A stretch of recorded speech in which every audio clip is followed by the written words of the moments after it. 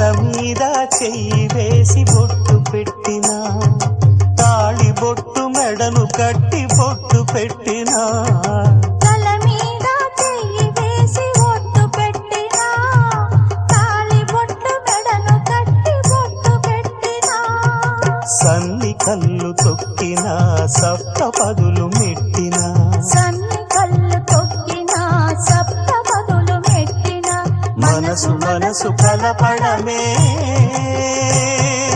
మంత్రం పరమార్థం. శ్రీరస్తు శుభమస్తు, శ్రీరస్తు శుభమస్తు.